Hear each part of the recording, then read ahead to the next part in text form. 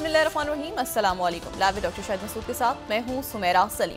नाज़रीन, शौकत यूसुफ ज़ईद साहब की जानिब से कहा गया है कि हुकूमत और तहरीक इंसाफ के दरमियान जो मुज़ाकरात का तीसरा दौर है, हो सकता है कि ये आखिरी दौर हो, क्योंकि हुकूमत जो है इन मुज़ाकरात को लेकर संजीदा नहीं है। दूसरी जानिब वज़ीर आज़म शहबाज शरीफ साहब की जानिब से कहा गया है कि FBR के महसूलात के मुकदमे जल्द से जल्द निपटाए जाए। इसके अलावा भी दीगर मौज़ूआत पर आज हम गुफ्तगू करेंगे। स्टूडियो में हमारे साथ मौजूद है डॉक्टर शाहिद मसूद। अस्सलाम वालेकुम डॉक्टर साहब। वालेकुम जी, आपको भी। डॉक्टर साहब, हुकूमत और तहरीक इंसाफ के दरमियान जो मुज़ाकरात हैं, क्या ये अल्तवा का शिकार हो गए? देखिए, मैं मुल्की सियासत को तो पे बात करना अवॉइड करता हूँ और काफ़ी अरसे से मैं बहुत ज़्यादा इसको डिस्कस नहीं करता इस मामले को। जैसे खान साहब का जब दौर चल रहा था हुकूमत का, तो मैं शुरू से ही ये बात कह रहा था कि शहबाज शरीफ साहब ने नज़र रखी, शहबाज शरीफ साहब ने नज़र रखी।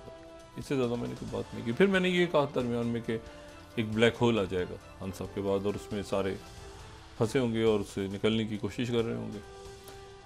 और फिर उसके बाद जो है वो मैंने इस पूरे सेटअप जो भी आया उसको मैंने एक अरेंजमेंट कहा, मैंने उसको एक प्रॉपर हुकूमत जो होती है उसको मैंने उसको नहीं किया।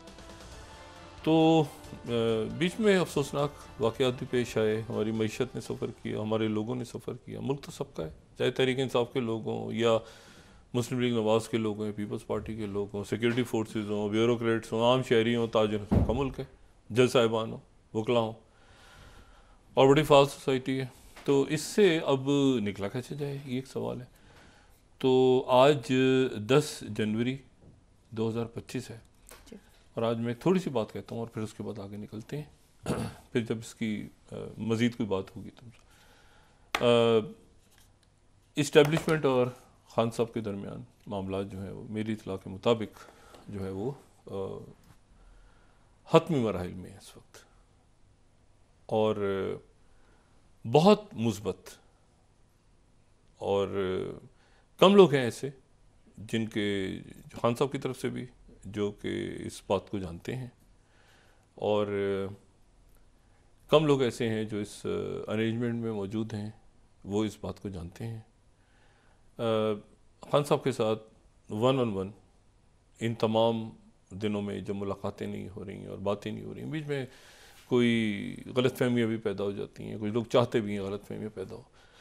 लेकिन ये है कि खान साहब एक प्रॉपर मुहिब वतन मकबूल लीडर हैं इस मुल्क के, और इस्टेब्लिशमेंट जो है वो इस्टेब्लिशमेंट हमारे मुल्क की, चाहे वो ब्यूरोक्रेसी हो, चाहे फ़ौज पाकिस्तान हो, जैसा सिक्योरिटी फोर्सेस कुर्बानियाँ दे रहे हैं खान साहब। तो गलतफहमियाँ तकरीबन ख़त्म हो गई हैं और 1-on-1 ये राब्ते हुए हैं। इसमें बहुत ज़्यादा वज़रा भी नहीं है, बहुत ज़्यादा लोग भी नहीं हैं, क्योंकि बात ये है ना सारी कि हम इस वक्त मुतहम्मिल नहीं हो सकते कशीदगी के।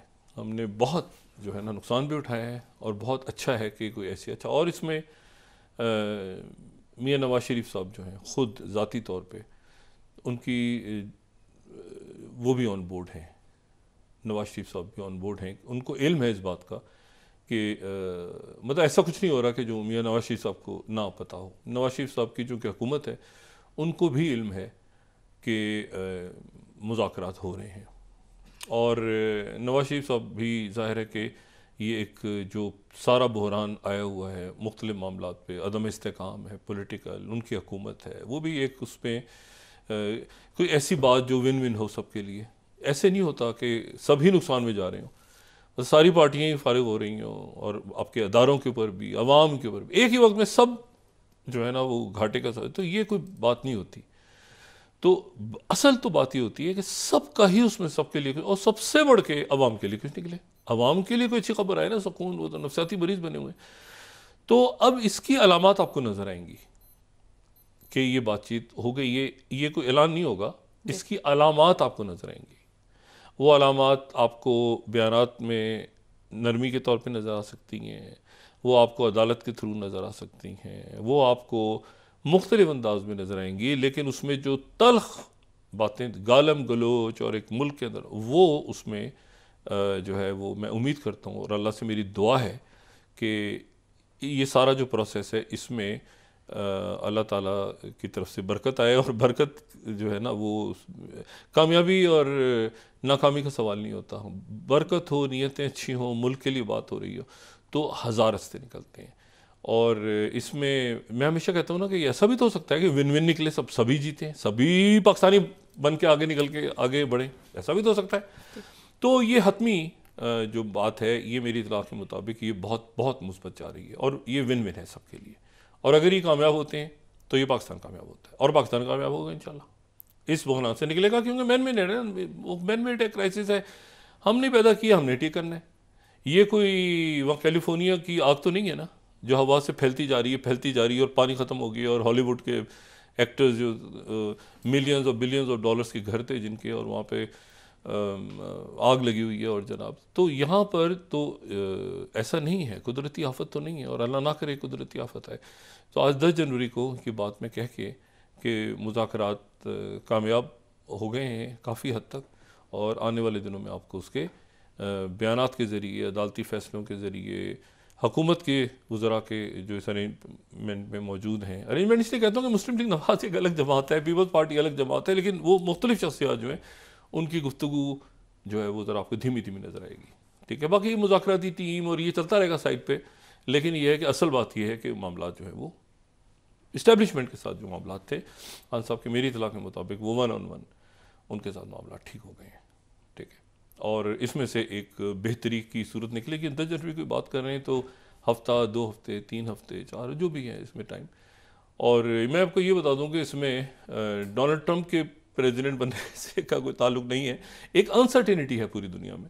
तो उसमें एक कौम का यकजा होना बड़ा ज़रूरी है कि बतौर कौम सब इकट्ठे हों और अगर कोई चैलेंजेज आएँ तो सब उसका सामना करें।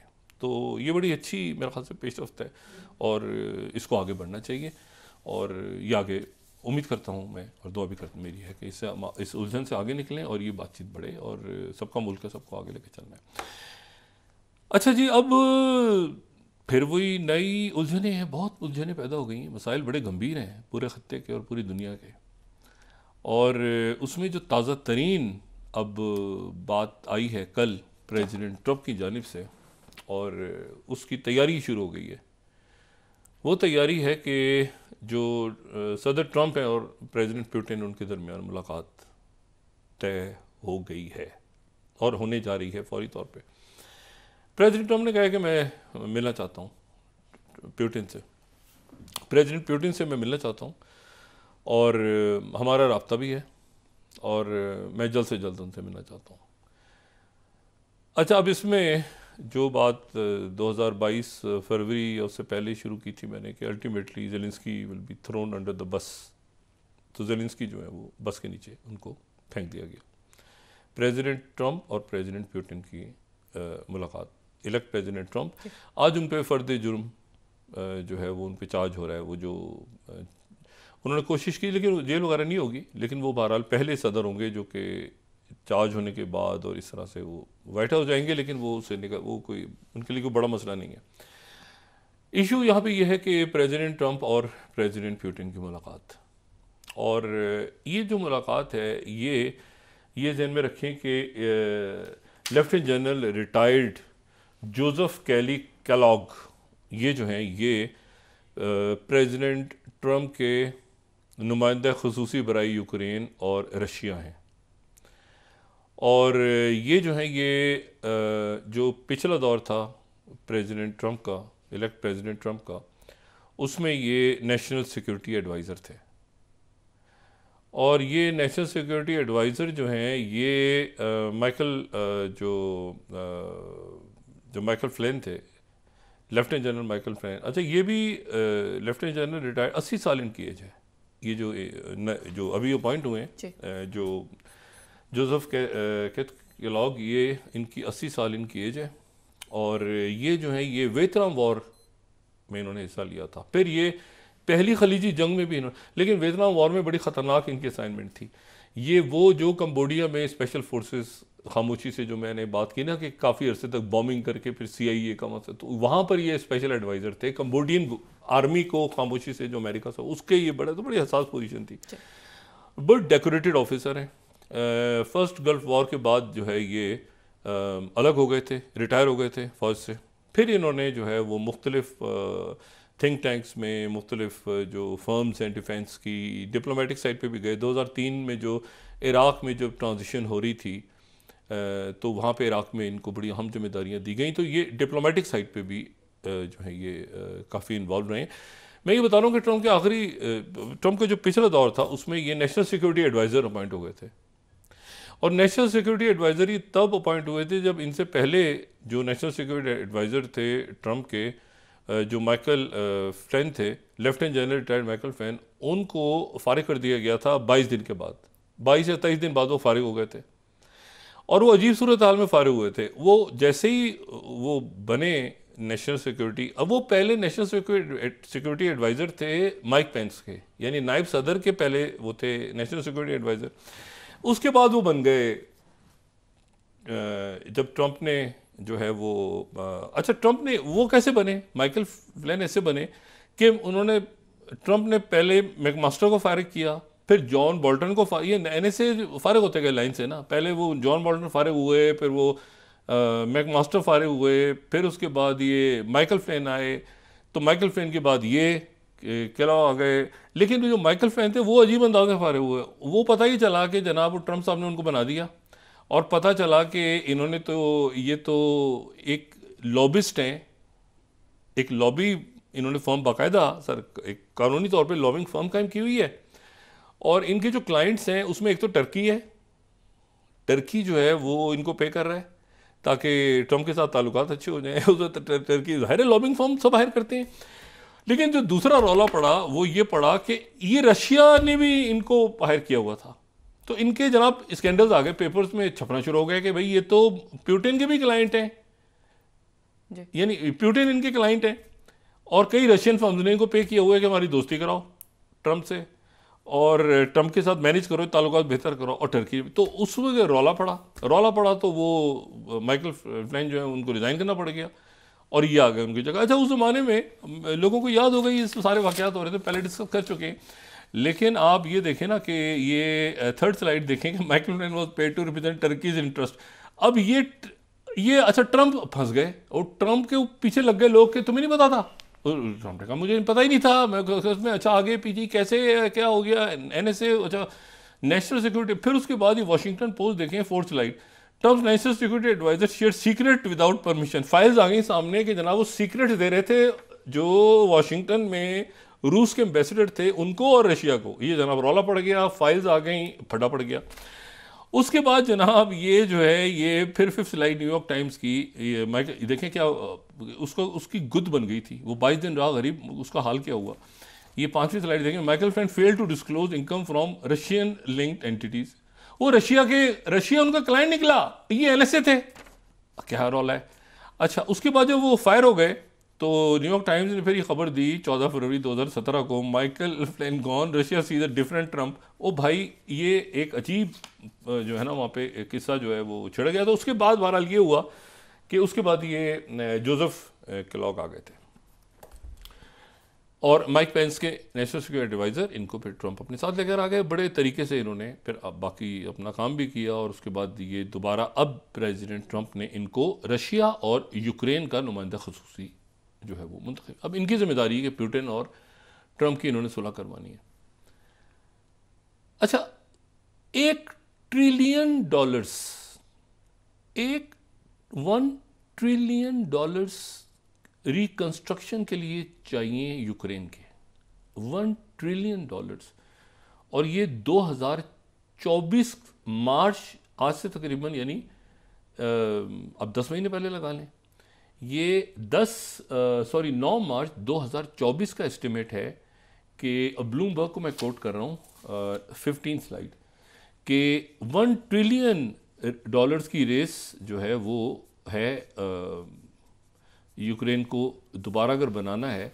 और उसके बाद वो लिखते हैं कि momentum may be with Russia but politicians, executives and investors are already eyeing the big contract bonanza.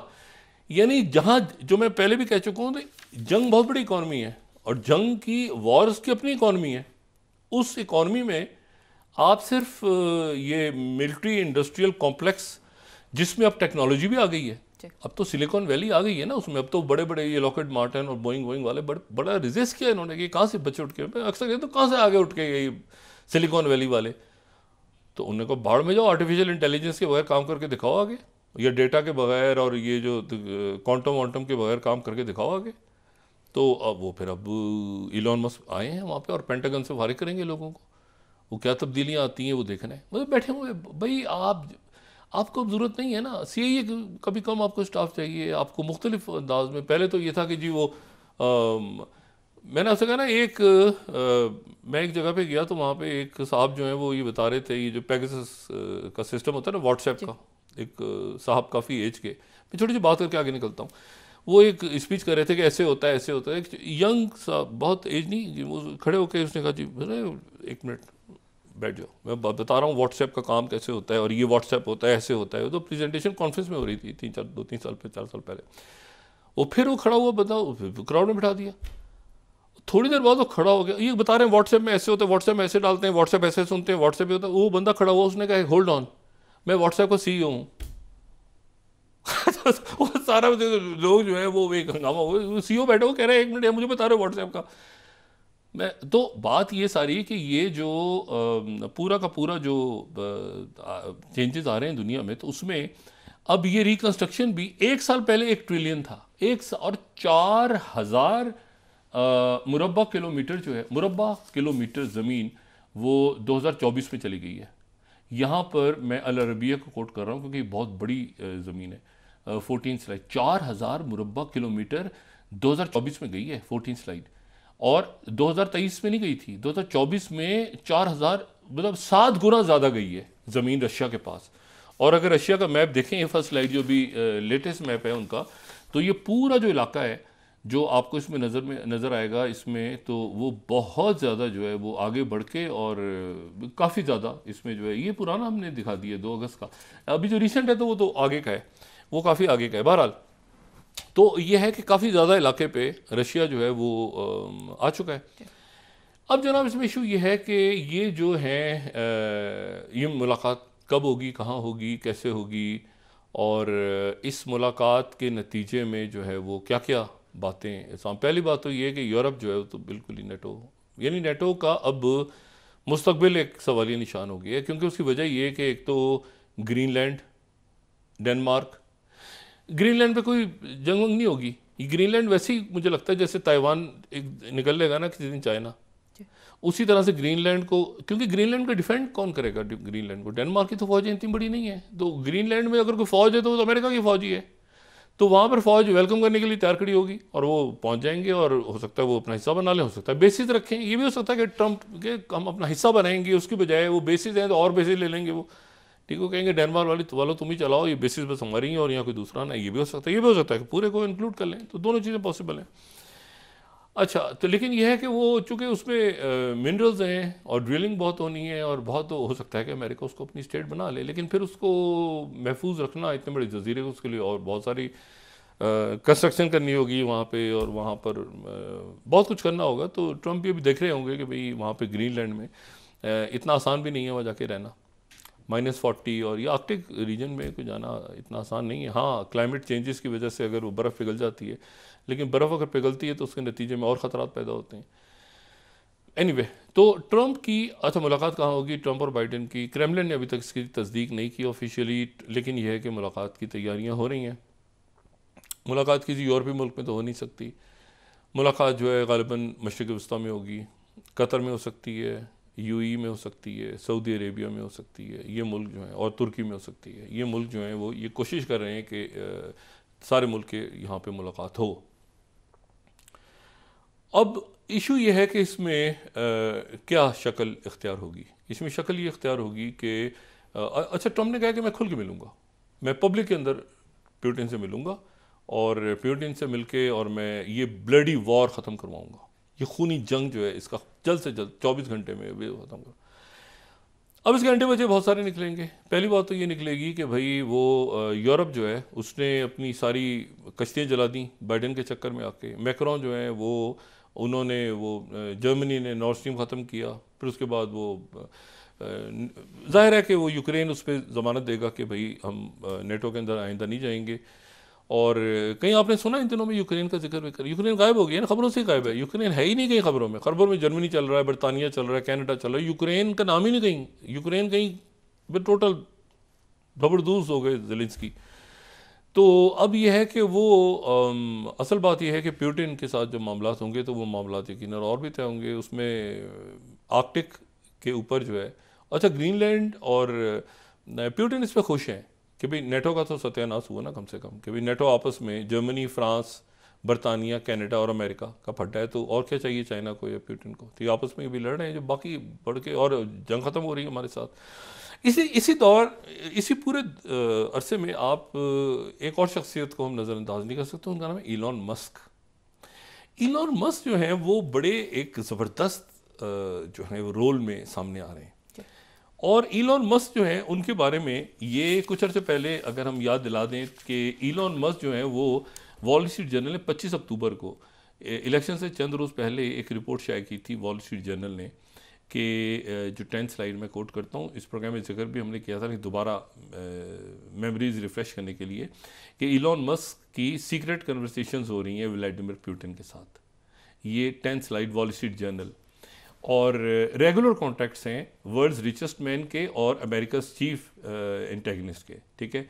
और सिक्योरिटी कंसर्न्स और जियो पॉलिटिक्स और बिजनेस और पर्सनल मैटर्स, ये पुतिन और इलॉन मस्क की ज़ाती दोस्ती रही है। 2022 से रब्ता है, 2022 से रब्ता है।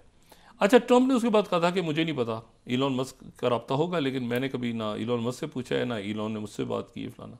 लेकिन फिर उसके बाद एक और बड़ी इंटरेस्टिंग वॉल स्ट्रीट जर्नल के टेलीग्राफ में बड़ी इंटरेस्टिंग, उसमें ये आया कि जो पुतिन है, पुतिन ने ये कहा इलॉन मस्क से ऑन बिहाफ ऑफ चाइना कि ताइवान को स्टारलिंक नहीं देना, और ये एक पर्सनल फेवर होगी चाइना के लिए, और आगे जाके ये बात अच्छी होगी, ताइवान को स्टारलिंक मत देना, ठीक है। तो ये टेलीग्राफ ने फिर 25 अक्टूबर को इलेक्शन से एक हफ्ता पहले ही 13 slide, Putin asked Musk to switch off internet over Taiwan.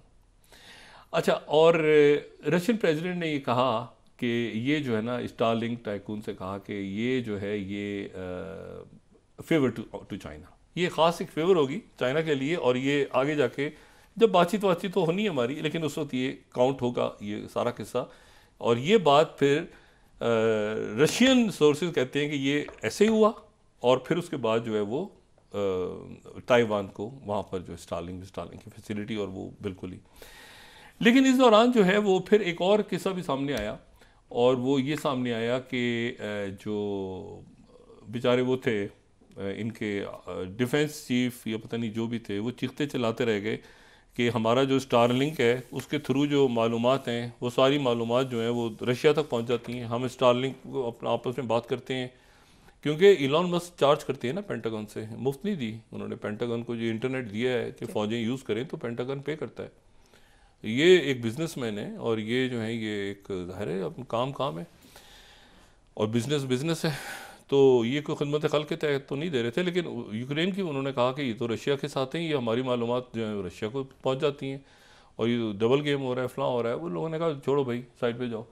तो ये जो है ये किसी को, अच्छा आपको पता है कांग्रेस ने कितनी इनकम यूक्रेन को दी है? इसकी इन्वेस्टिगेशन भी होनी है। कांग्रेस ने जो अप्रूव की है, मैं 8th स्लाइड दिखाऊँ, जंग खत्म हो रही है लेकिन मैं आपको दिखाऊँ 175 बिलियन, ये 8th स्लाइड कमेटी, ये बजट 175 बिलियन देकर जा रहे हैं मौसूफ यूक्रेन में जंग हारने के लिए और तबाह करके यूरोप को। बाइडेन जो इलॉन मस्क कह रहे हैं ना मैं इन्वेस्टिगेट करूंगा सारा, दे मस्ट ये रिस्पॉन्सिबिलिटी है, ये इन्वेस्टिगेट करेंगे ये पैसा किसने खाया वहां पे यूक्रेन में, क्या चक्कर हुआ, इतना पैसा खा गया ज़ेलेंस्की, और उसके एक फायर कर रहा है, उसको फायर कर रहा है, करप्शन हो रही है, और आखिर में ये पैसा सारा खाया गया। तो ये जो है ये बड़ा अच्छा है कि इसको इन्वेस्टिगेट करे, जो इनकी जो DOGE है वो इसको इन्वेस्टिगेट करे कि 175 बिलियन डॉलर्स, 175 बिलियन, और ये बाकी जो वो हथियार चला दो और ये कर दो और वो कर दो। बाइडेन आखिर में तो बाइडेन बिल्कुल ही फारिग हो गए।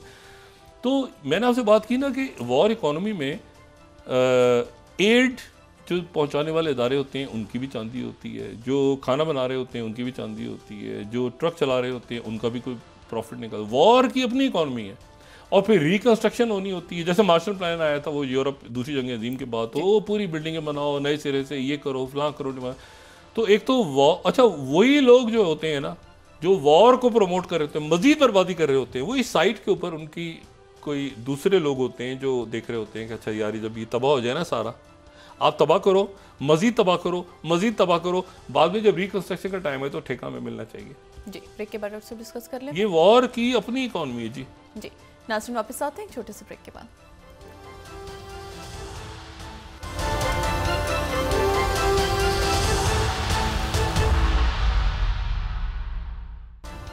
वेलकम बैक नाज़रीन। डॉक्टर साहब, आप ये कहते हैं खान साहब के साथ होने वाले जो मुज़ाकरात हैं मुस्बत जानिब आगे बढ़े और सबके लिए खुशगवार साबित होंगे।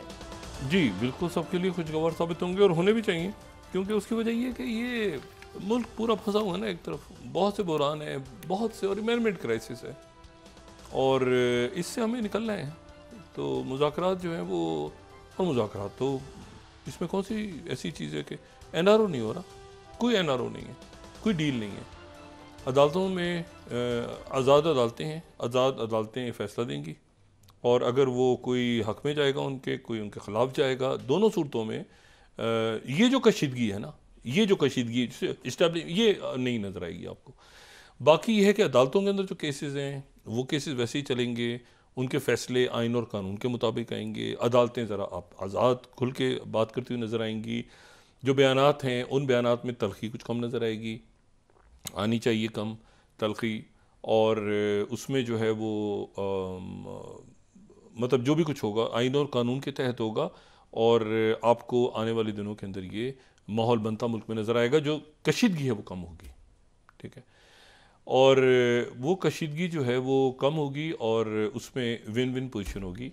और विन विन पोजीशन से मेरी मुराद ये है कि खान साहब जब उसमें से बाहर निकलेंगे तो खान साहब बड़े बाइज़्ज़त अंदाज में, बहुत बाइज़्ज़त अंदाज में वो इस पूरे क्राइसिस से मर्ज होंगे और साथ ही पूरा मुल्क बहुत बेहतर अंदाज में, यानी इसमें इस्टेब्लिशमेंट भी, अदालतें भी, सारे ही इसमें जो फरीकैन हैं सवाए बदमाशिया का ज़रा रोना धोना शुरू होगा कि ये क्या हो गया, ये कैसे हो गया। क्योंकि अभी तो मुल्क में ये है ना कि भाई करप्शन को लीगलाइज हुई है, जो मैं पहले भी बात करता हूँ। ये जो अरेंजमेंट सिस्टम है, बड़े अच्छे लोग हैं इसमें, लेकिन ये है कि एक तो ये मुज़ाकरात चल रहे हैं ना अपनी जगह, उससे हट के जो मेरा एक अलग से अपना वो है कि ये मुल्क अगर ठीक करना है तो एक दफ़ा इस मुल्क को जो अकाउंटेबिलिटी है इस मुल्क में, और वो पॉलिटिक्स से हट के, ये नहीं कि आप राना सनाउल्लाह के ऊपर जो है वो डाल दें, जो है वो चर्च या भंग या पता नहीं क्या निकला था उनके उसमें से, वो बरामद कर लें, या ये है कि इस तरह से जो शायद खान अब्बास या बाकी लोगों के ऊपर पॉलिटिकल, ऐसा नहीं। मिफ्ता इस्माइल के ऊपर भी कुछ बन गया था, पता नहीं क्या बना था, उन पर भी कोई केस बन गए थे, पता नहीं। बारह इस तरह से नहीं, लेकिन ये है कि जो बाकी सारा सिलसिला हो रहा है वो सिलसिला जब तक अकाउंटेबिलिटी इस मुल्क में नहीं होगी, मईशत आपकी खड़ी नहीं होगी। वो भी कहते कहते रुक जाती हैं औरंगजेब साहब, वो भी क्या करें, वो भी एक ऐसे अरेंजमेंट का हिस्सा है कि जिसमें वो क्या करें, वो ज़्यादा जाते हैं तो वो कहते हैं एलीट है, बड़े लोग हैं, फलाना इतने हज़ार लोग हैं, इतने, तो वो इतनी लिस्ट हमने 90 लाख की लगाई। 90 लाख में कितने लोग हैं जो ये हर रोज़ यहाँ पे अरबों खरबों रुपए के जलसे हो रहे हैं और शादियाँ हो रही हैं और ये हो रहा है और तकारीब हो रही हैं और ये हो रहा है, बस आसान तो नहीं होता, इसका पैसा कहाँ से आ रहा है। तो ये है कि जब वो माशी दहशतगर्दी खत्म होगी तो ये सिक्योरिटी क्राइसिस अपने आप ख़त्म होता नजर आएगा। टेम्परेचर ठंडा, सब तरह धीमे होंगे ना कि पाकिस्तानी है भैया, निकलो इससे आगे। और देखिए इमरान हमारा जो है ना पाकिस्तान का, इसको छोड़ दें सियासत वगैरह, एक बहुत बड़ा ब्रांड है, ठीक है, एक आलमी लेवल पे एक, छोड़ दें अब तो खैर वो मुझे नहीं पता कि वो शौकत खानम के हवाले से याद रहेगा या लोगों को वर्ल्ड कप के हवाले से याद रहेगा। इस वक्त तो मुजाहिमत की सबसे बड़ा इस्तारा बन के निकला है ना इस पूरे क्राइसिस, और निकल जाएगा। लेकिन यह है कि उसके साथ साथ रियासत भी आपकी है, रियासत पूरा मुल्क, इस्टेब्लिशमेंट सारे मुल्क का है, तो सबको सभी आपको आगे निकलना चाहिए। अब आप ये देखें कि कितना ज़बरदस्त हो रहा है कि मलाला यूसुफजई पाकिस्तान, नोट करें, मलाला यूसुफजई आपका पाकिस्तान में आ रही है, वो मेरे ख्याल से कोई तालीमी समिट हो रही है क्या, अब वो नोबेल प्राइज़ मिला हुआ है उन्हें। लेकिन हम क्या करते हैं यहाँ पे कि हम यहाँ पर अपने हीरोज़ नहीं बनने देते। कोई शायर, जो मैं उसमें भी बात कर रहा था ना, शायर, अदीब, लिखारी, आगे बहुत इतने बच्चे और इतनी यूथ में इतनी हमारा पोटेंशियल है कि उनको मौका आगे मिलने का, आगे बढ़ने का मिले तो वो आप देखें कहाँ पे पहुँचते हैं। तो ये है कि ये इसमें से ये अच्छा हो रहा है। वो देखें ना, वो डॉक्टर यूनुस वहाँ पे बांग्लादेश में, तो यहाँ पे वो आ रही हैं, नोबेल प्राइज़ पाकिस्तान की बात करेंगी, मिलेंगी लोगों से। ये इमरान बहुत बड़ा ब्रांड है, छोड़ दें आप, ये तहरीक इंसाफ को भी निकाल दें और इमरान अपनी जगह खुद एक जो है वो एक ब्रांड है ना बहुत बड़ा, और उसका जो तो इसी तरह से नवाज शरीफ साहब की हुकूमत में वो फंसे हुए। नवाज शरीफ साहब की क्या हुकूमत है भाई, ये क्या अरेंजमेंट है, हर रोज़ एक मसला, हर रोज़ एक मसला मईशत, ये तो इस्तेकाम तो आए कम से कम। और शहबाज शरीफ साहब ने भी आप देखा होगा, उनकी टोन तो वैसे ही एक मफाहमत वाली रहती है। तो लेकिन खान साहब की टोन जो है ना वो अपनी ही, वो इसमें से विक्ट्री, और ऐसा कोई विन विन फार्मूला बन रहा है या बन चुका है जिसमें सबका ही भला होगा। ठीक है, तो जो मान जाए उसका भी भला, जो ना माने उसका भी भला तो सबका ही भला होगा इसमें से इंशाल्लाह, और इसमें जल्दी हम निकलेंगे।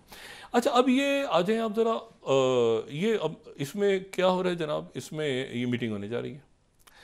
अच्छा, ये प्यूटिन और इनकी मीटिंग, और इलॉन मस्क जो है वो कहीं प्यूटिन से राब्ते में थे और कहीं चाइना से तो राब्ते में थे ही ना। ये टेस्ला की गाड़ियां तो बिकती हैं इलेक्ट्रिक कार, लेकिन ये स्टारलिंक और ये ताइवान शाइवान ये उधर, तो अब बड़ी अजीब सी पोजीशन है कि सबसे पहले तो उन्होंने अपने नेटो को ही, अब देखें ना वो जब बात करेंगे प्यूटिन से, तो यहाँ नेटो से कोई मुल्क होगा जो शोर करे, मतलब मैक्रोन, जर्मन आगे पीछे, वो तो बाइडेन उनको पहले ही जबरदस्त कर गए यूरोप को जाते, तो ट्रंप आ गए, ट्रंप ने आते ही वो एक हाथ फेरा है तो वो पूरा यूरोप ठुस हो गए। जो मुल्क अपनी अपनी पड़ी हुई है, कौन बात करेगा। कनाडा में 9 मार्च को कौन आएगा जस्टिन ट्रूडो की जगह, वो उन्होंने लाना है किसी को आगे पीछे, तो ट्रंप को बहुत ज़्यादा बात करने की जरूरत नहीं पड़ी। उन्होंने 2-4 इधर होते ना डंडा पीर डंडा घुमाया ऊपर से, और वो जो है ना सारे उलट पुलट हो गया, सारा हुकूमतें गिर गई हैं, ये हो गया वो हो गया, सारा जो है कहीं काम नहीं हो रहा था। एलन मस्क ने 2-4, अच्छा उन्होंने एक वीडियो निकाल के ना पुरानी, उसमें जेफरी सैद की गालिबन वो नेतन्याहू को जो है वो बड़ा सख्त उन्होंने एक गाली दी है नेतन्याहू को, तो उस पुरानी वीडियो को ट्रंप ने रीट्वीट कर दी है। नेतन्याहू को उसमें गालियाँ ने रीट्वीट कर दी। अब वो ये इसराइल में रौला पड़ा हुआ है कि एक मिनट, ये ट्रंप ने अपने अकाउंट से वो पुरानी जो एक वीडियो थी जिसमें गालियाँ दी हुई हैं नेतन्याहू को, उसको क्यों रीट्वीट कर दिया, उसको रीट्वीट कर दिया उन्होंने। गालियाँ हैं, प्रॉपर गालियाँ हैं नेतन्याहू को, बड़ी यानी काबिल एतराज़ गाली है जो यहाँ पे, गालियाँ मैं वैसे भी नहीं देता, लेकिन ये है कि ये तो बहुत ही अजीब व गरीब किस्म की गाली है। तो ये जो है वो गाली वाला जो वीडियो है वो ट्रंप साहब ने रीट्वीट कर दिया उसकी, तो उसमें नेतन्याहू ने कहा कि ये क्या है, उसमें मुझे गालियाँ दी हुई है, वो उसको ट्रंप ने कुछ नहीं, वो तो रीट्वीट कर दिया बस लगा के साथ। अब नेतन्याहू टेंशन में। रात को कल फिर हूती ने मिसाइल मार दिया इसराइल पे, और आज जनाब ये हुआ कि फिर बरतानिया ने और अमेरिका ने मुख्तलिफ ठिकानों पे यमन के हमला किया, और हमला करने के बाद इसराइल ने भी उसमें बराबर का हिस्सा डाला, कई ठिकानों पे हमला किया, और हमला करके वो फारिग हो गए।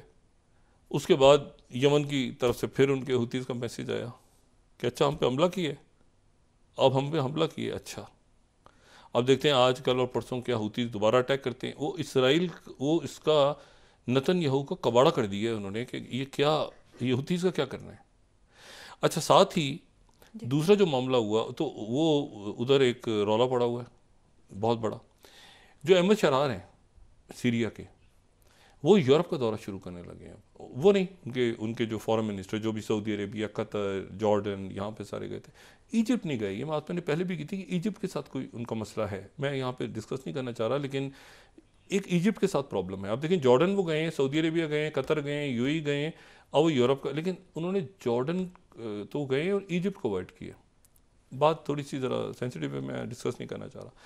अच्छा, और ये मुझे अंदाज़ा था कि ये इजिप्ट नहीं जाएंगे, इजिप्ट का भी दौरा नहीं करेंगे, कर भी सकते हैं, बहुत अच्छा होगा कि इजिप्ट का दौरा करें, लेकिन कुछ ऐसी फ्रिक्शंस हैं बीच में जिसकी वजह से ये इजिप्ट का दौरा भी नहीं करेंगे। अच्छा, ये जो है अब बड़ा शदीद प्रेशर आ गया नेतन्याहू पे कि वो जो बात हुई है ना कि मतलब है कि हमास हॉस्टेजेस रिलीज़ करें वरना मुझे कहना ना कि ऐसे हो जाएगा और ये तूफान क्या मतलब टूट पड़ेंगे। और वो नेतन्याहू सोच रहा है कि ये किस पे टूटेंगी भाई, उधर टूटेंगी, मेरे ऊपर टूटेंगी, मतलब कि किस पे होगा, क्या होगा, ये तो कुछ पता है। किसिंजर ने बड़ी अच्छी बात की थी एक दफ़ा, और वो फिर उसके बाद जो है ना वो ये फिल्मों में और ड्रामों में भी बड़ा इस्तेमाल होता है कि वो हमारी तो खैर बड़ी ज़बरदस्त पुलिस है, हम तो ज़बरदस्त कितनी अच्छी पुलिस है हमारी, पाकिस्तान की पुलिस बड़ी ज़बरदस्त है, लेकिन ऐसे ही लोग कहते हैं कि पुलिस वालों की ना दोस्ती अच्छी ना दुश्मनी अच्छी। तो इसीलिए तरह से वो अमेरिका में किसिंजर ने कहा था कि हमारी दुश्मनों से ज़्यादा हमारे दोस्तों को परेशान होना चाहिए। हम जो हमारे दोस्त हैं, हम देखें ना, वो आते ही उसने नेटो को सबसे पहले तो नेटो की तबीयत साफ़ की है, ये कैनेडा वैनेडा ये तो सारे नेटो, जर्मनी ये वो सारा, और जब ठुस करके अब ये प्यूटिन से मिलने जा रहे हैं, तो प्यूटिन से जो मिलेंगे तो नेटो तो खाया गया ना, यानी ना यूक्रेन को नेटो की मेंबरशिप मिली, वो इतना बिलियन उसकी इन्वेस्टिगेशन शुरू होगी, 1 ट्रिलियन कौन देगा भाई? अब वो कहेंगे यूरोप से कि तुम दो, वरना तुम्हारी वरना प्यूटिन आगे आ जाएगा, यूरोप देगा पैसे, कहाँ से क्या होगा कैसे होगा? तो ये रौला पड़ा हुआ है बरतानिया में। लेकिन ये है कि स्टेबल है हुकूमत, लेकिन वो इलॉन मस्क पीछे लगे हुए हैं, या तो उन्होंने उनको ठूस कर दी है। अच्छा, जो उनकी चांसलर हैं, ये बात मैं आपको, अच्छा 2 बड़ी मज़ेदार बातें हो रही हैं। एक तो ये बरतानिया के चांसलर जो है ना, चांसलर बड़ी इंपॉर्टेंट, उनकी जो सेक्रेटरी ख़जाना है वो चांसलर उनके कहलाते हैं, वो चांसलर चाइना पहुंची हैं आज, चाइना, और चाइना के शी जिनपिंग के ख़ास एक नुमाइंदे ट्रंप की इनॉग्रल में शिरकत करेंगे।